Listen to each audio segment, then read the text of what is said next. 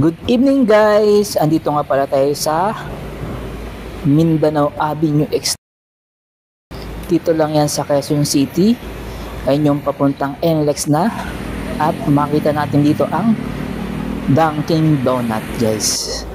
So ito yung tsura niya pag umaga. Yan. At syempre, bago tayo mag-ikot, so bili muna tayo ng donut.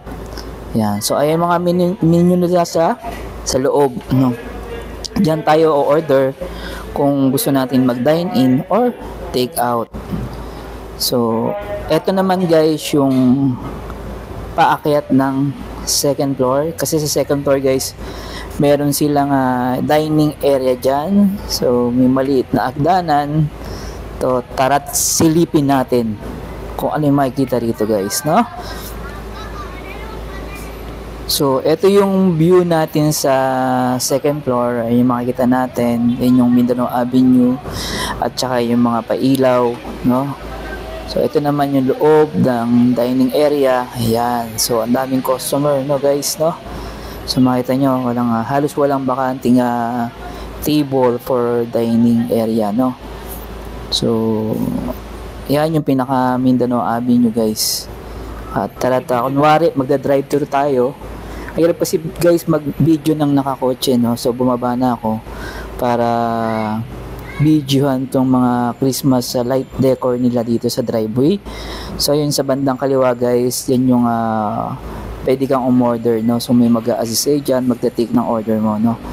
Tapos ito naman makita natin yung mga drop lights dito habang nagda-drive tayo, kunwari, no?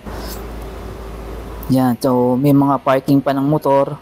Tapos sa bandang dulo sa kanan, so may ando si Santa Claus, may parang estatwa si Santa Claus doon guys, no.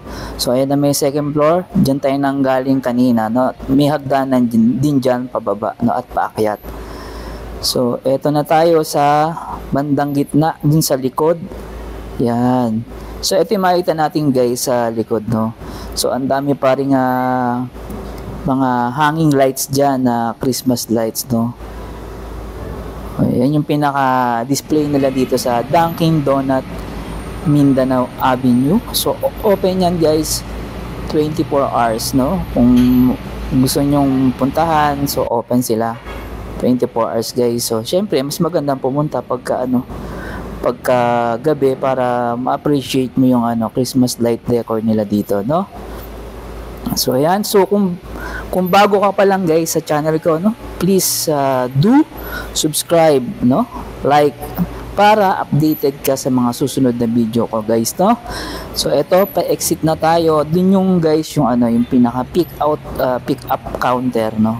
Dun yung kukunin yung order nyo. So paglabas nyo, so eto na yung makikita nyo dun sa pinaka dulo. Okay, salamat.